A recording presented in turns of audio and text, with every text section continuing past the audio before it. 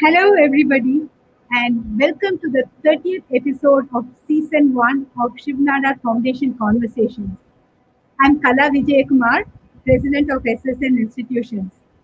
The Shivnada Conversations Foundation Conversation is an initiative to inject the much needed positivity into our lives and to create ripples of inspiration in these difficult times.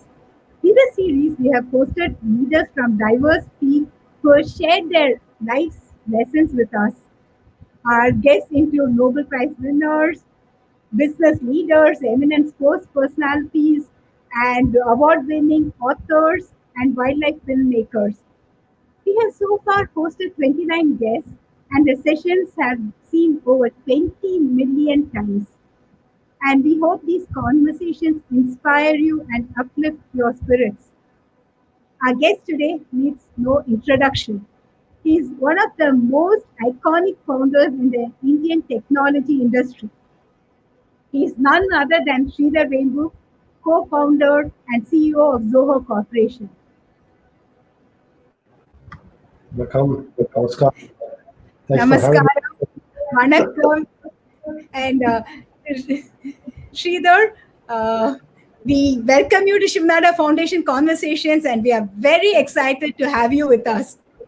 And Zoho is one of the yeah, Zoho is one of the largest B2B cloud companies in the world with over 8,000 employees, 45 plus apps, and more than 50 million users.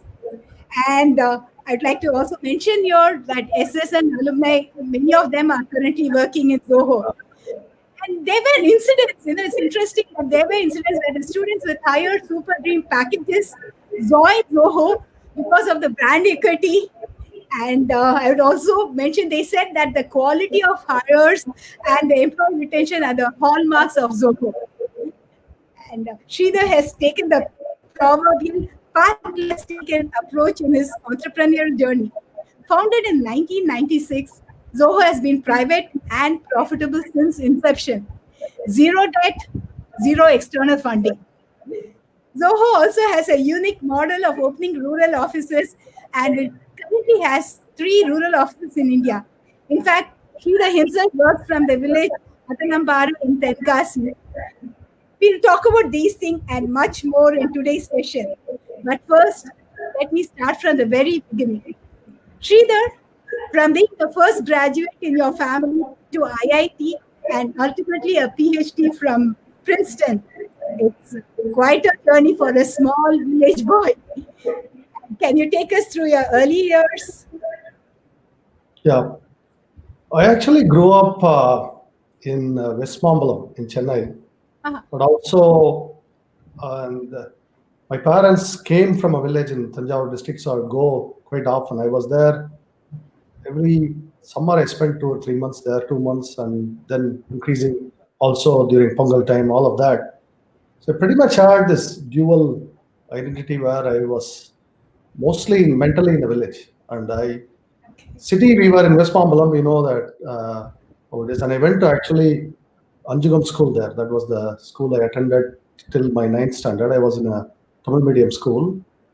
Then in 10th standard we moved to East Tamil, where I studied in National Higher Secondary School. That's Jagopal Garodia National School, and that's when we moved to Tamaram because again there was the real estate market, right? In West Mambalam we could no longer afford to live, so we moved to Tamaram, and that's where I grew up. Rest of my schooling there, and then after my +2 I went to IIT Madras, and during all of that time, even though my academic record was good, I wasn't really as much.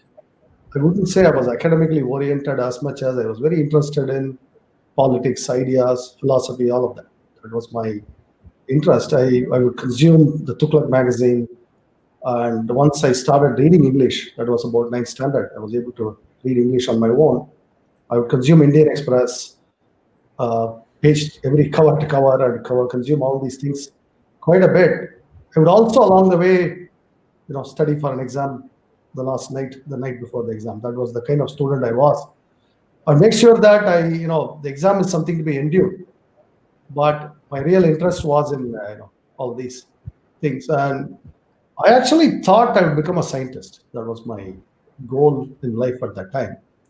And that is what led me to the PhD path. Right?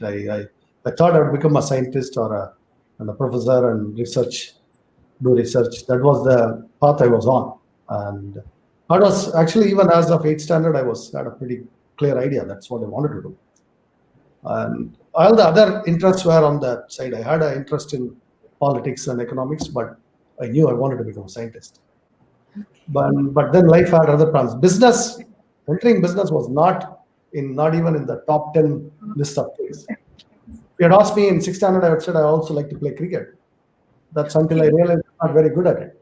Then there's no point in dreaming about cricket. So if you ask what was the dream in 6th standard, I would say I want to play cricket. But that is, for someone who's not very good at it, that's not a good dream. So. Yeah. So that was great. And I think it's a great inspiration for 30% of SSN students are first generation learners, and many of them come from Tamil medium school. So the way you learned English, and you also did Tamil medium till 9th standard. It's a great inspiration for the first generation learners and people who come from Tamil medium. Now, I'd like to ask you about the AdventNet. Considering that software industry before the .com boom and bust was still in a nascent stage in India back then, how easy or how difficult was the decision to start up your own software business? What was the vision or drive behind starting your own software company? Yeah, it was actually not. In fact, it's not like we tried to start a software company. I tried starting a hardware company at first, and that. I spent my savings at that point and exhausted my savings and no hardware to show.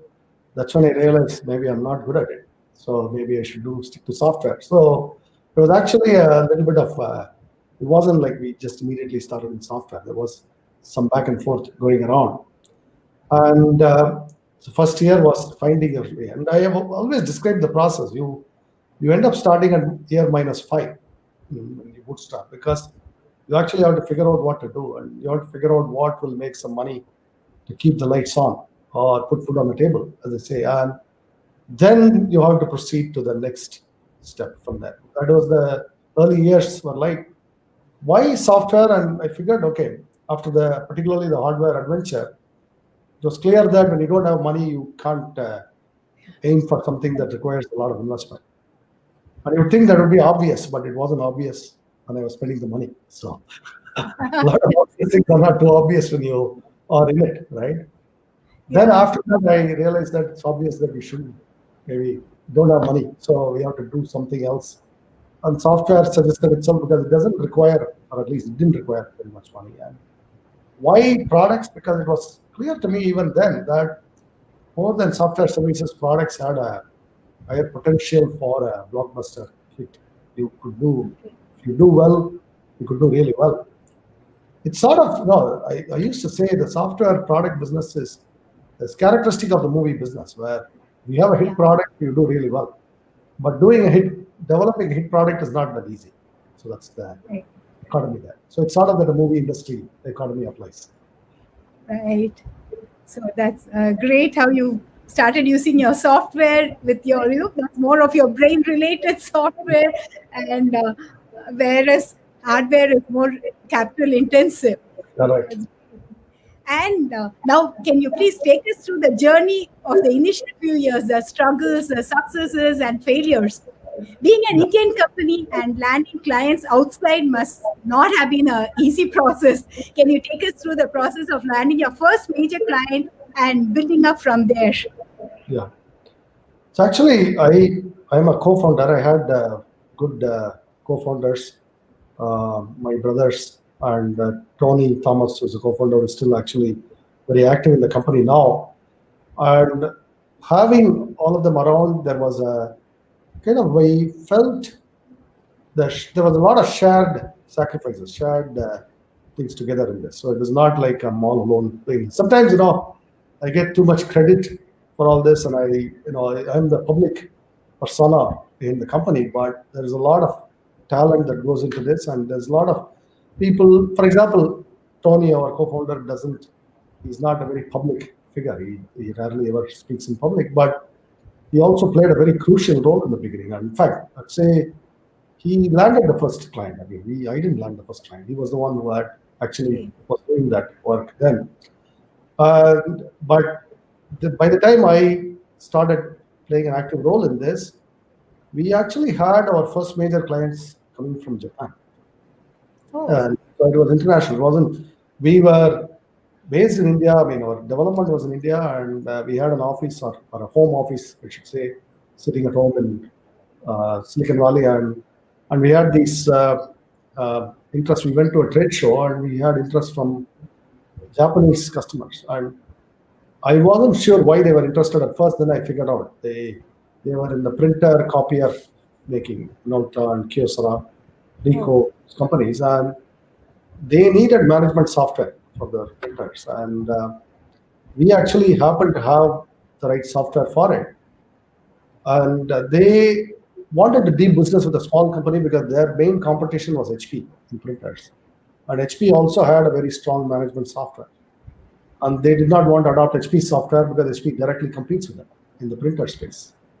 So it's like the choice was either go with HP for the software or come to a tiny player like us because we don't compete with them in printers, right? So that was how that worked out, and that's when I learned about this competitive dynamics, right? You kind of you are in a field where maybe the enemy of your enemy is your friend, kind of thing, right? We learn about all those, how that works, right, in business. So, and that dynamic helped us there. Actually, we found quickly, in fact, Xerox became a big customer. That was in 98, I believe, 98. And one by one, all of the printer copier makers became customers. That was our initial success in the market. It's a very tiny niche. It wasn't, it probably never amounted to more than $1 million a year market to begin with. So it's not a market where anybody would be very excited. It's like $1 million a year, who cares, right? But for us, at $0, $1 million a year is a good market. So that is why we served the market well. And then once we got that established, the first $1 million, as they say, is the hardest. Then we invested the proceeds in building more around it. We expanded the product portfolio. That led to adjacent markets or broader management software, network monitoring software, and that led us to the telecom market. There was a big optical bubble going on. Interestingly, I am actually speaking over an optical link right now, fiber optic link, which is available in this village. But in 97, 98, the dream was that there will be fiber optics like this someday. Okay, I mean, it wasn't even remotely imaginable that a village like this would have a fiber optic link and I'll have a modem here. And these technologies were talked about then, and startups were excitedly talking about this. For example, this technology, GPON, passive optical network. I do remember in 99, us developing software for managing passive optical networks. But no one thought that when it was going to arrive in mass quantities like this, like it has arrived now. At that time, these were all very nascent technologies. But as happens in all these markets, the market got way ahead of itself. There were too many players, and there was a huge crash. And that was in 2001-2. And that is, we did well during the boom in the optical networking. And then 2001-2, the crash essentially destroyed most of our customers. And so much so, the players today are not the players then, actually. The new class of players that emerged to bring optical networking into the mainstream. And of course, companies like Huawei prospered later. They were not major players in 2000, but at all. They were small players, actually. But now they are, of course, huge. So, in fact, that is a lesson, worth learning from these bubbles, because bubbles, the analogy I give is, bubbles are like flash floods that destroy the existing village ponds. Because, if you see a village pond here, you'll see the banks around it, where people have built a nice bank around it. And the flash flood can destroy the banks and therefore destroy the holding capacity of the pond. So at the end of the flood, you'll have less water than before, because even the existing water you had ran off. And that very much happened in optical networking. I saw that firsthand, where there was a flash flood, and there was like 200, 300 companies that were born. And then the flash flood was over, the banks were destroyed, and all of the companies vanished. And there was a long period where there was an optical nuclear winter where nobody even wanted to mention the word optical. Okay, optical was so hot in 99, 2000, it became untouchable in 2003, 4. It's like nobody would want to touch an optical company. And we were supplying software to the market. So that was our 2003, we found ourselves in that predicament.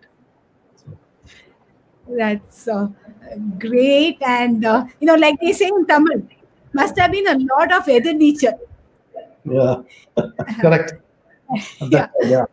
So, and you have come out successfully. So that is what really, matters now. Now, I'd like to talk about the rebranding to Zoho. Yeah. What was the thinking behind rebranding your company after Zoho.com, division of AdventNet? I'm sure it has paid rich dividends with the name being eponymous in the SaaS industry now. But was it an easy decision at that time?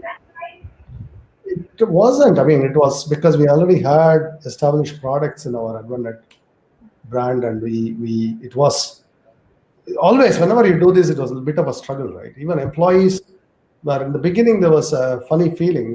Till yesterday, we were one company, and now it's like renaming oneself, right? And you're going to call ourselves by a different name. It took a few months for people to adjust.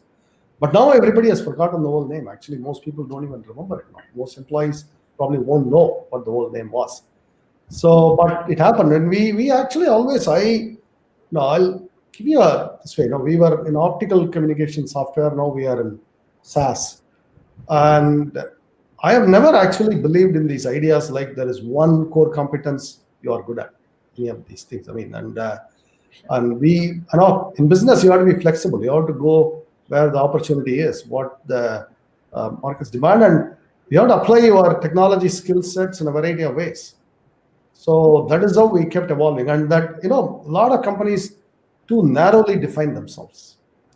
In fact, our competition tried to do that, actually. I'll tell you, this happened where Salesforce actually tried to say, hey, these guys don't know anything about SaaS. They are not a CRM player. They are a network management player. And I once told their CEO, no, we are a player, whatever we decide we are. No? We are not in network management. We are on. It's not like you were born to do CRM or I was born to do CRM. So quit doing this kind of bullshit marketing, I told them. So that is actually, and so people will try to typecast you into something narrow, and you have to be careful not to be typecast that way. So. Perfectly. So, they say what's in the name, but I guess that is what you proved, what is in the name. Now, coming to the business model, for all of us present over here, please can you take us through the winning business model of Zoho, the product and market strategy, revenue streams, key geos, and elements of its competitive advantage? And I'd also like to know what role you play in the scheme of things. Has it evolved much over time? Yeah. So if you look at, I'll tell you first, in business, one thing you learn is there's very many multiple pathways to success. Each company finds its own unique path to success. There is not any formula. So I don't want to sound like there is a formula. It's just like there's like a movie formula, right? And only occasionally those ideas work. Most of the time you have to find a path through the jungle. That's the way the analogy I give. So having said that, there are some maybe patterns you can think and apply. And whenever this here clearly in the Zoho, our Zoho journey in the last 15, 20 years, we got onto that SaaS trend reasonably early. I won't say very early, but reasonably early we got on it. And then we kept to it. In 2005, to say that everything was going to go online, was not very easy for people to believe. People love their installed software. But in 2020, there's no question about it. Now it's pretty much everything is cloud and everything is mobile now. But we stuck to our guns. We said, okay, we are going to invest in it. The advantages are obvious. When you work on install, for example, even things like meeting software. For example, I don't like Zoom because it has an install client. I like it browser-based. So we are investing heavily in no install client model in the PC, all of that. So there is a lot of advantage to this, okay? And it's very easy to get on, very easy to explore, very easy to onboard employees, a lot of that. So that model was obvious, and we decided to invest heavily, even though the market took a while to take shape. So that is one way of thinking about it, where you get on something early. And there's another way. In fact, we've also done the opposite, where we were late entrance to something. Then you have to go through an execution. How do you execute? Why are you better? Why are you faster or cheaper or whatever? Some dimension. What is the dimension in which you are stand out? In general, any business success in a marketplace, there are one or two things they are really known for or good with. And what is it? You have to find out. And it could be in your product, it could be your service, it could be your sales strategy, it could be your marketing, it could be your location, any of those things. It could be how you attract people. Any of those things could be a competitive advantage, and you want to find those sources of your particular advantage in the market. That's how I see it. That's great. And now you have bet ambitiously on Zoho One, the comprehensive suite of office productivity solution with the vision of making it the operating system of entire business. Yeah. Has the bet begun to pay off? What is the most remarkable feature about the suite that makes it stand out from the crowd? Yeah. Zoho One is actually, even today, unique for the breadth and depth of what it covers. It has almost 50 apps, and when we launched it 2.5, 3 years ago now, 3 years ago actually, and it was really only about 35 apps, and that's why I say only, because now what it has become is even broader. We have added to it, and it is one of its kind, really, and it has a vision of SaaS industry that is very different from what other players think about. Typically, the way SaaS industry people have thought about this, you'll have a sort of a category leader, winner of a particular category, maybe a document management, maybe a digital signature, or maybe an email marketing, or each of these categories will have category winners. And then what? I mean, there's sort of unspecified future there. And I figured early on that this category leader approach is going to have its limits, because look at the number of subscriptions people are being asked to pay in a company. And there may be a given employee may use 10 or 15 such tools, and they as they say, it adds up. Second, those are all not very well integrated, and they have different different approaches to licensing, different approaches to business models, different UI, all of these things. And so they may be integrated in some loose sense, but not really well integrated often, right? So figured that there is a market for a very integrated suite, which is priced very attractively and fairly, and a licensing model that's unique. All of that, we felt there is a market, and it was a bet on the future. And when we launched it, there was some skepticism around it. I mean, can this take off? And since then, now it has taken off in a big way, and we see Zoho One as our powering our future forward. So in fact, a lot of products are becoming Zoho One modules now. The individual products that constitute Zoho One are becoming Zoho One modules. That's how it's evolving. Absolutely, that's amazing. And now I'd like to ask you this important question. In this day and age of Series A, B, C, and venture capitals and skyrocketing valuations, you're living an entrepreneur's dream with the venture capitalists running after you. You have consciously shunned all external funding and remained bootstrapped from day zero. What has been the drive behind this decision? Take us through the final nuances of this approach and how it has played off with you. Well, in the beginning, there was not any possibility of venture capital. Right? There was not even worth talking about venture capital in our beginning, because there was not much of an idea. There was not a lot of experience. There was nothing to go on. So on what basis would anybody have funded us? Nothing. So, but then once we achieved some profitability, there was a key question. I mean, VCs actually started approaching us, and I was at that time, I was not religiously, I didn't have any particular ideology around it. So I talked to VCs, and then I realized that, if you take their money, I have to guarantee them an exit, which is obvious, but I didn't realize it. It's obvious. And but that will put a kind of constraint on how we operate. And in fact, 25 years we have never exited, right? And in another 25 years, you'll never exit. To me, exit is death, right? Exit means being carried out. So that is exit. So, and I thought, why would I want to guarantee an exit to someone when I'm not going to exit except being carried out? So that was my thought process. Really, that was my thought process. And I'm not saying they're wrong to expect an exit. It's just that my personal motivation doesn't align with theirs. Then, I am respectful enough to say that if we don't align, there's no point in getting married and then fighting.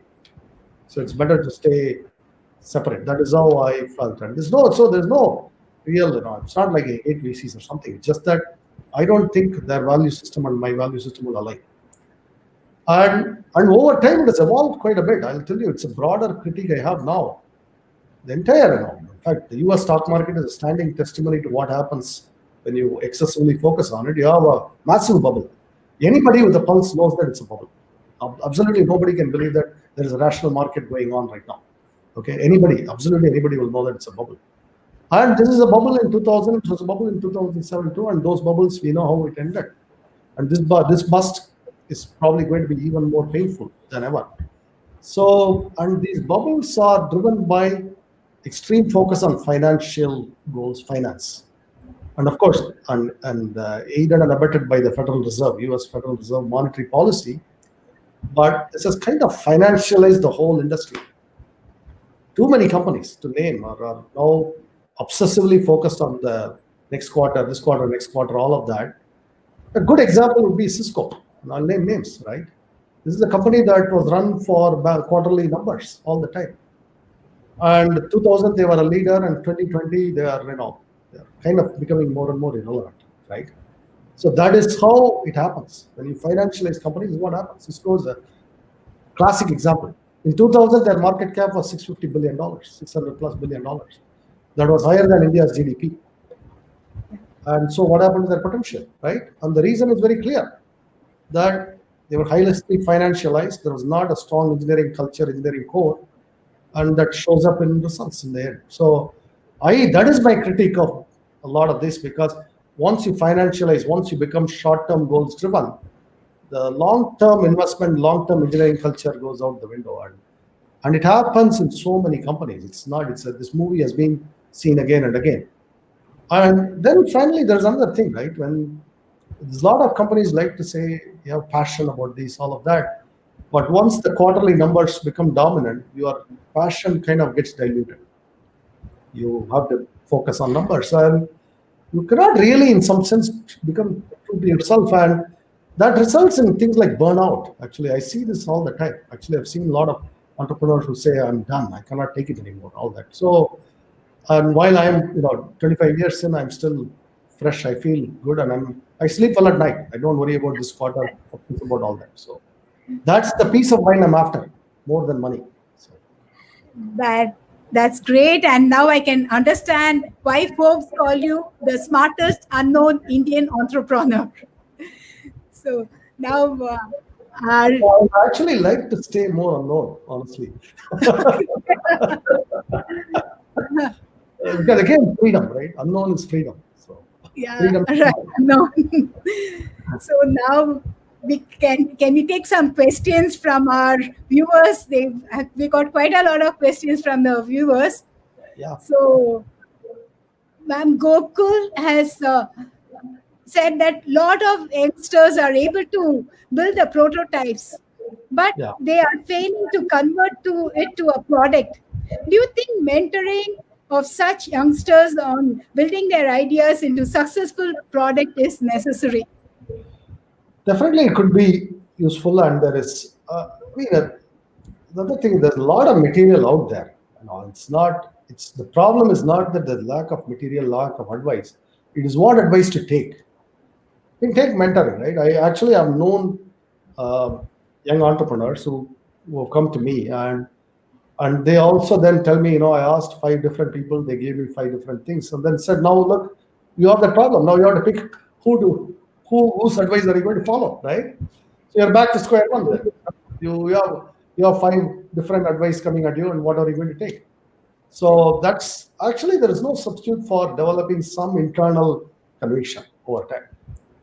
which may take a failure, right? I mean, and to respond to this directly, for example, I built up, we're trying to build a hardware prototype. It was unviable and it failed. I don't know any, actual advice could have saved it because it was unviable to begin with. So any honest advice would have been shut it down, do something else, which is advice a lot of people don't want to hear, right? So since people don't want to hear, most people won't give that advice. Shut it down and do something else, right? So that is the problem, actually. That is actually the problem with advice. I also say that, whenever I give advice, I say, look, I'm giving you from a certain perspective, and this perspective may not be valid for you. This may not be the only path. There may be other paths. There may be, or think of it like a grand chess game where this is not the only move. This is the move I can think of, but that doesn't mean that's the only move. You can think of maybe a better move. So, and that's why don't get confined to what I'm saying, because I don't have any magic tricks up my sleeve that I can give you. So that's what I like to say. That's great. And then now we have a question from Naren Sundaram, who's a SSN alumni president. So he's asking you, can you recollect the brand strategy gate crashing Salesforce Dreamforce event in 2013? So that was a bold arrival. So can you tell us a bit more about it? Actually, early on, we decided the company we are going to compete hard with was Salesforce. So that was something that I decided early on. In fact, it's funny because they tried to acquire us in 2007-8, and I told Mark Benioff that no, we are not going to sell, we are going to compete. We are not going to sell. So, and he thought, we were a tiny company, what is he going to compete? But it was pretty clear that we were going to compete hard with them. And so that 2013 was born of that strategy, and it definitely raised our profile quite a bit. And it's, some companies, like, why did we just choose to compete? We know their culture is very different from ours. We are a very engineering culture, they are a very sales culture. So, and it's worth having this competition in the marketplace. It's a healthy marketplace when different viewpoints clash. And we are, in other words, it's like our dharma to fight them in the war. And it's not, it's not going to be sold. So, and so we fight. That's all. Right, perfect. And we have another question from Anand Raman. This is related to academics, so close to my heart. So what is your opinion in the role of academics in inculcating a culture of entrepreneurship in today's students? Yeah, it's, this is a little hard one for me, because I actually have come to believe that a lot of what is taught in school and college now does not prepare students for the real world at all, and it kind of insulates them. And you get this idea that some knowledge is found in books or in lectures. The actual reality experience is not getting the prominence. It's also because of grading systems, right? No matter how practically oriented your education is, ultimately at the end of a semester, you have to take an exam and your grade is decided based on that. So the students know what is the score. They know what is real. You might say, I'll give you more points for some extracurricular activity. I'll give you points for some invention or whatever. But they know that if I invent something great and I flunk the exam, you're still going to flunk me in the exam, right? So they know the score. That's what makes it hard, okay? You cannot have these exams and grades hanging over them and also motivate them that, you have to show entrepreneurship, because that's a real world test. There is no exam. There is no, when I ship a product, the marketplace is voting every day whether to buy it or not, and that's the exam. And a semester exam cannot simulate it, unfortunately. That is the problem. So I don't know the answer. And I in fact, my own philosophy is that we should probably quit conducting these exams and handing out these grades, because that's kind of a fake motivation. And we have to have real motivation. That is, let's build this product and let's see what happens. Can that be an education? I don't know. And at least that's the kind of model we do in Zoho. Absolutely, that's right. And we have another question over here. Do you think post-COVID era there would price competition between SaaS companies in same segment to acquire new and retain old customers? So it's about acquiring the new customers and also retaining the whole. Even pre-COVID era, this is not directly COVID related. In general, the SaaS market is extremely crowded because of all the venture capital that has come in. So it has become, in fact, for most SaaS companies, the biggest expense is not writing code right now. The biggest expense by far is acquiring customers. And I always thought there is a mild whiff of absurdity about this, right? You are spending 70% of your money, revenue in acquiring customers. That means the customer is really paying you to sell to them. In effect, when you think about it, how many of us will want to go buy a product where 70% of the price we pay is the cost of selling it to us? So we'll try to figure out another way of doing that business, right? So that has always bothered me, that you're spending so much money in acquiring customers. In fact, if a market required that, I'll probably find another market which doesn't require that, because in fact, that is another lateral thinking I encourage people to do. If some market is too many players, too much money required to break through, find another adjacent market or find another market altogether, because there's no point in, there's no price for just banging your head against the wall and breaking your head all the time. Okay, so you've got to find a path that is clever through this. So that means that if there is too much of this customer acquisition cost going on, maybe finding something that doesn't require that much customer acquisition cost might be a good idea. Perfect. Unfortunately, a lot of companies now, instead, they find the approach that they'll raise another 100 million and spray on the market. And so you are faced with those odds today in SaaS, in many segments. Yeah, and now we have a question from Raghupati Vaidyanathan. It's very relevant to Zoho because there's a Zoho mafia and you created so many entrepreneurs from within Zoho. So he is asking, decision making is a key element of success factor. How do you encourage decision making within Zoho? Yeah. It's fairly distributed. I actually don't, as much as possible, I get somebody else to closer to a problem to make a decision rather than I make every decision. I kind of have a approach where I say this is our approach to a problem, this is our philosophy here, this is how we approach to this. But actually, you have to execute it in a particular segment and you make decisions, because I am not close to the problem and I'm not going to, I won't necessarily make a better decision than you would. And even if you are making a mistake, I'll probably make a worse mistake. So that is how I think about it. And that creates a lot of freedom. And I always look at this as smart people need their space. It's a form of social distancing, company level, right? And good social distancing is relevant even in normal times. I'm not talking about the pandemic here. That for people to make good decisions.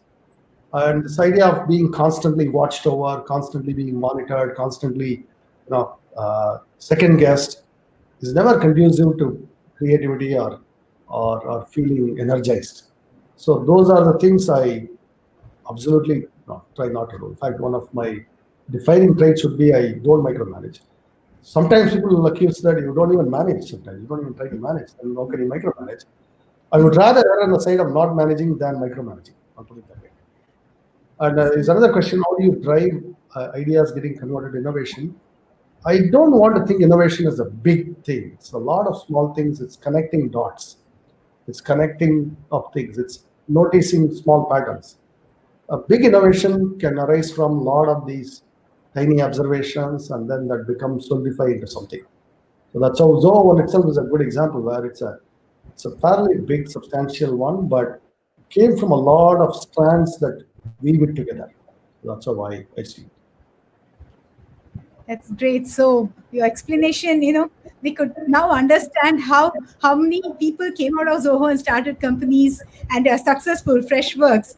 So your concept of grow and let grow, it has created quite a lot of other companies, successful companies as well.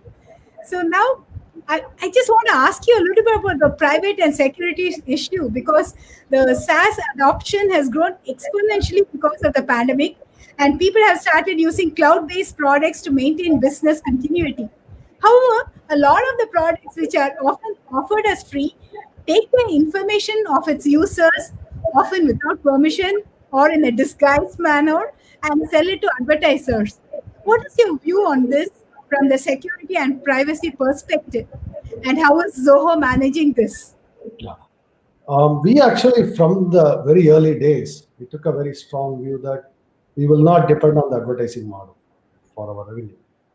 And if you have something free that is really free and there is no secret tracking or anything going on there, right? We made that decision very early on, and we also published it. And we actually, in fact, we had a billboard in Silicon Valley prominently that said, "Your inbox is not a billboard."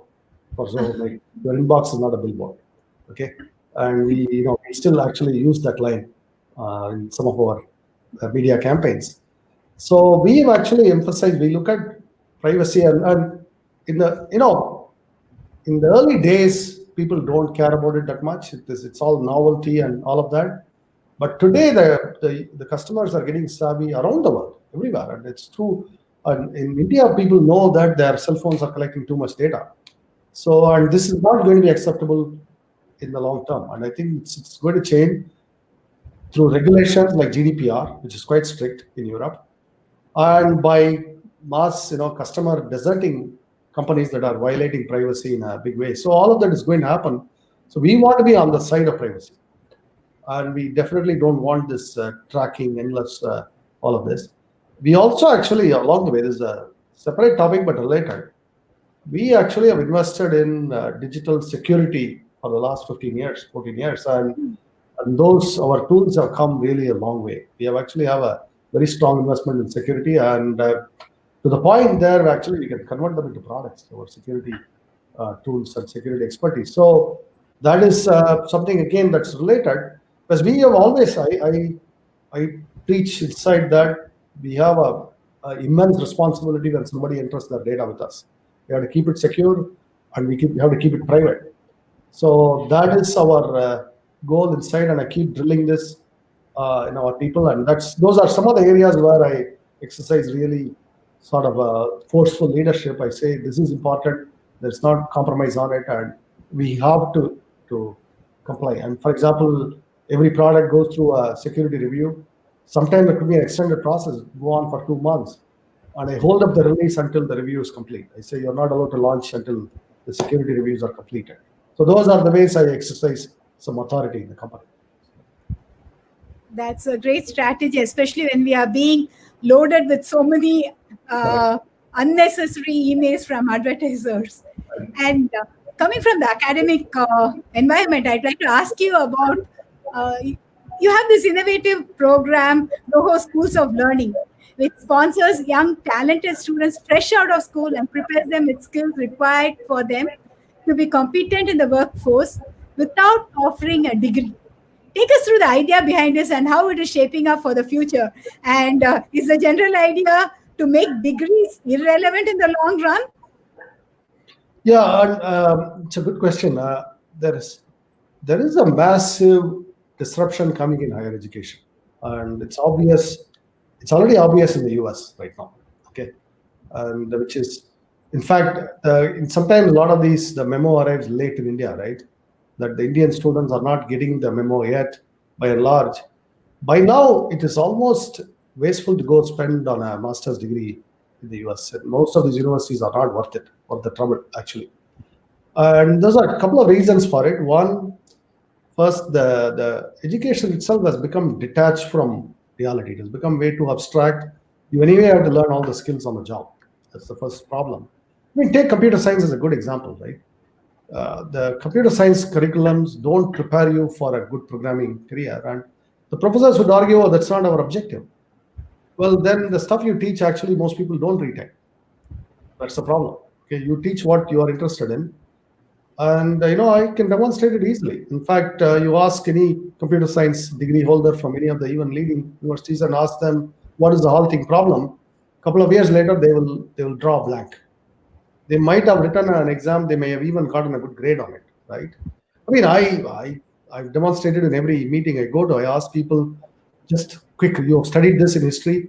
Don't think who came first, Emperor Ashoka or Emperor Akbar.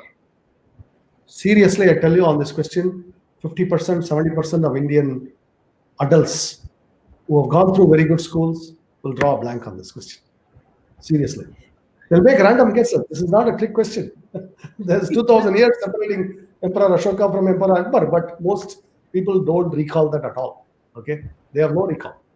That tells you how much retention is there. This is a fundamental problem. This problem cannot be fixed by professors because it's intrinsic to the problem. In other words, what happens is you are inflicted all these facts about the world. You're inflicted a fact about history or a fact about computer science, all that in a context-free way. I'm a student, I'm 19-year-old. I go back to my IIT days and I have a course in DC motors. And I have a course in analog electronic circuits. I actually have no idea why I should study those. Okay. I remember I'm one of those students who actually will think philosophically, try to reason out, why should I study this? I mean, I know there is a grade and there is a degree, but what's the purpose of that, right? And I wasn't able to convince myself often that there is anything. In other words, I could even then figure that 99% of the time I'm not going to be working in this particular area. And this broad exposure, I also could figure out, I forgot already the stuff that I studied in the first year. I have no recollection. In fact, by the time you are in your third year in IIT, you probably forgot all your 11th standard biology or something. But I have no recall of biology now. High school, I studied biology. I have no recall, as an example. And a lot of our computer science professionals will not recall anything about chemistry, as an example. And we can do the test.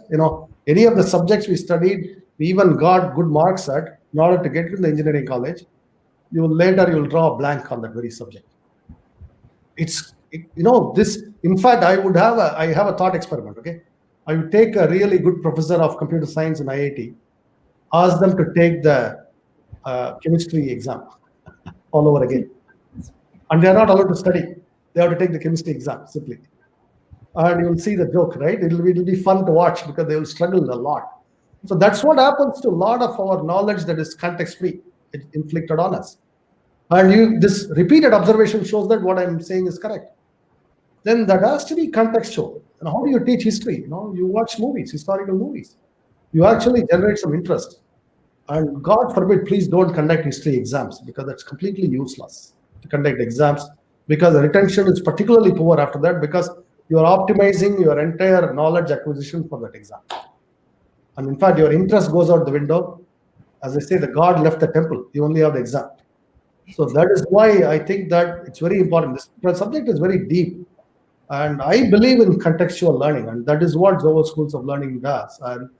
And we are really doing a lot to bring that relevant context, motivate the student why it's important, and don't conduct exams on those subjects so that they know what's relevant is what they have learned and what they are actually are able to do, and not their ability to crack an exam.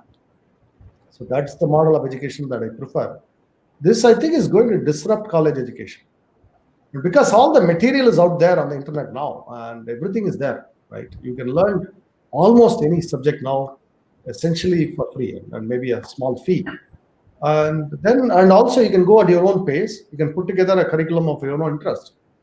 In fact, in IIT, I had a parallel education of my own. I was studying heavily Bertrand Russell. I studied the entire collected works of George Orwell, all of those things. That was not in the syllabus. I was doing it for my own personal interest. And interestingly, when I was supposed to be learning DC motors, I'm learning George Orwell. Kind of weird. Because I was interested in George Orwell, I was not interested in DC motors. That's a fact. And luckily, I had no exams to face on George Orwell. So, I think you're a strong believer of learning by doing, which is really very relevant in today's life. And now I come to an important question about the living in the village life. So Zoho is achieving something remarkable by having many of its employees working from or close to their hometowns and villages, including yourself, through these unique rural offices. So tell us, how did you achieve this feat and what was the motivation behind this exercise?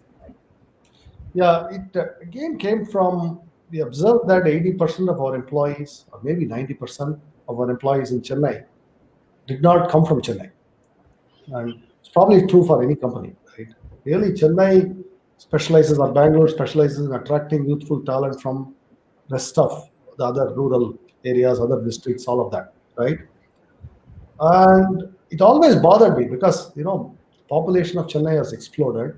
Last year we ran out of water, as you know, and the traffic is hellish, and we are adding more and more and more people. We are creating more and more jobs. So I always thought that this is incongruous. This is not, on the one hand, we get to complain about Chennai's traffic and all of that, and water problems, all of that. On the other hand, we are adding more and more people, and I felt that I'm actually doing a disservice to Chennai by doing this, and by bringing more and more people. But at the same time, we need to create jobs. So I decided, why don't we do rural experiments? And that is how it started 10 years ago. This was the exact idea. I would say this to employees, we want to add jobs, but I don't want them to be in Chennai because Chennai is bursting at the seams. And it is an act of kindness to Chennai to not bring more people into Chennai. Right? Yeah. That's so it's an act of kindness to existing residents to not bring even more people there, right? So that was the motivation originally. Okay. And now it has evolved quite a bit, and I want to create rural jobs. I want to spark a rural revival of sorts. My original motivation was making sure that we don't bring more and more people into Chennai. Now it has evolved in the last few years I can see the impact we can have on rural areas. And it's the ROI, a job, the same software engineer job that pays reasonably well in a village has a much higher impact on the community. Because a lot of the income gets spent locally, right? So those are some of the reasons why we want to do this. And then we can direct our CSR kind of activity towards local education of students, all of that. Which in fact, I've started a kind of a informal sort of a preparatory school here, which I'm going to convert to a regular school soon, but with a kind of a different approach to schooling. So those are ideas we get to try in rural areas because again, land is cheap. So I can actually invest in education without breaking the bank. In Chennai, you cannot start a school. It's impossible with the land prices. So those are the reasons why I like rural areas. That's great because it reminds me of Gandhiji, what Gandhiji said, India lives in its villages. Yes. So it's and it truly is true. I mean, when you come here, you'll realize the kind of affection, the kind of people you meet. It's a lot more. I mean, you feel connected, much more connected. I'm much happier here, actually. To be honest, I'm much happier after I moved here. I totally agree with you. And now we come to something which I normally really find interesting. That is rapid fire questions.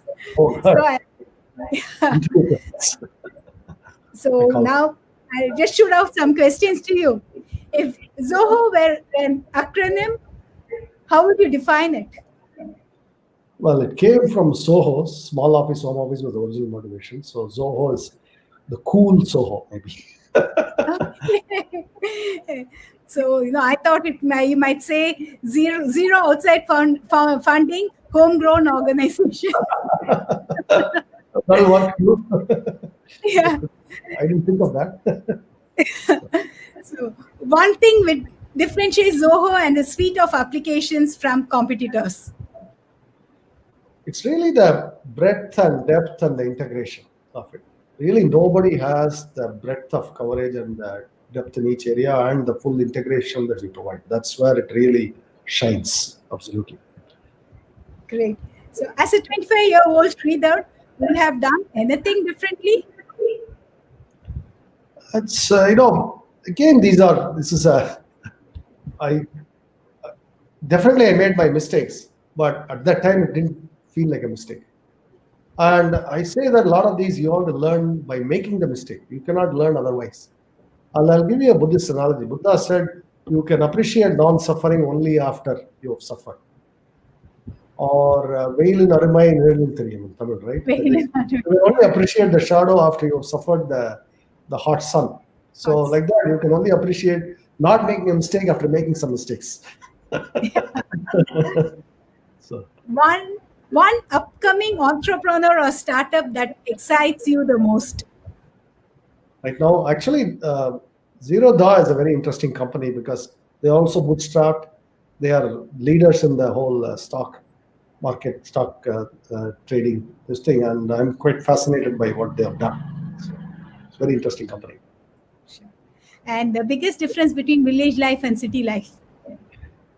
Well, the open space, absolutely the open space. And that is always what I sought after from childhood. I like space around. I like to roam around, and that's just the biggest one.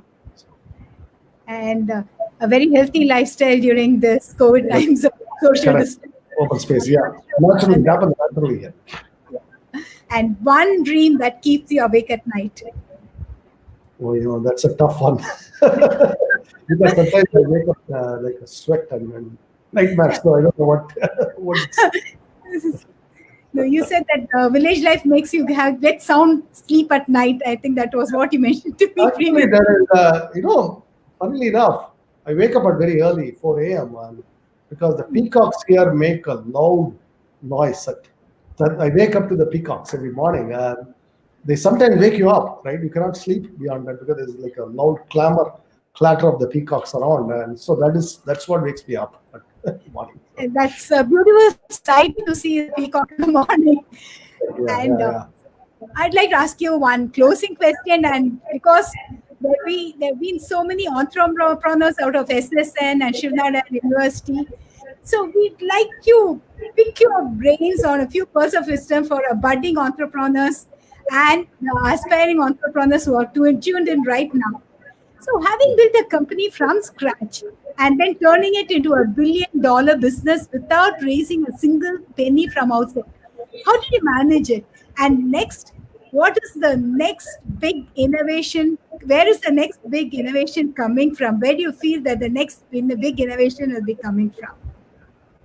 So I actually wanted to say that how do you manage it is a retrospective question, meaning it wasn't like 25 years ago, 23 years ago, 21 years ago, it felt like we are on $1 billion path.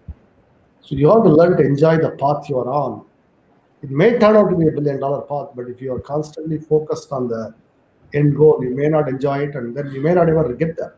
So you have to enjoy doing it. And so which means that you have to have some internal conviction that drives you, not just that external validation. That's important actually, because now it might appear like a big company, but 15 years ago it wasn't, and still you're motivated to just keep going. So that is important. And what was the second question you asked? No, the second question was, how do you look at the Indian software industry presently? Where is the next big innovation coming from? This is actually an important topic. I want to say, I see a lot of companies in logistics, delivery, insurance, fintech, healthcare tech, all of that. Those are all good. But I also want to see core technology, stuff that essentially everything we import. See, I like to say there is almost zero components in the smartphone that we build in India. Not the camera, not the processor, not any of the critical stuff. And similarly, the operating systems, the databases, the infrastructure, the switches, the routers, and on and on and on and on, and the medical equipment. A lot of this we are actually importing, and we are exporting our talent to pay for it often, and or going into debt. Actually, seriously, India is going into debt. So we need core technology. And this is actually, I really wrote about this recently, that import substitution is not a bad word when you face a massive deficit like this and you have a massive surplus workforce. So I completely disagree with academic economists who think import substitution is somehow a bad word. It was only a bad word because it was done under socialism by the government. When the private sector is doing it voluntarily and wants to build these products, it's a great thing. And we need to substitute for these. We need to be able to make things we need, because that is the kind of startup I would like to see. And I think that wave is coming. A lot of people will wake up and realize that we need those. That's really great, Sridhar. Thank you a lot. Thanks a lot. And this has been a truly inspiring, interesting, and insightful conversation. And I'm sure everyone who logged in for the session found their own set of learnings from your immensely successful journey.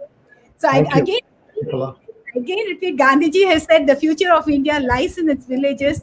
Your unique initiative will help the upliftment of villages, and this will definitely contribute to the progress of our nation. And Sridhar, it's been a true honor to host you, and I thank you for spending time with us. And I want to remind all our viewers that this conversation will continue to be available on the Shivnada Foundation's Facebook page in case you'd like to come back to this any other time.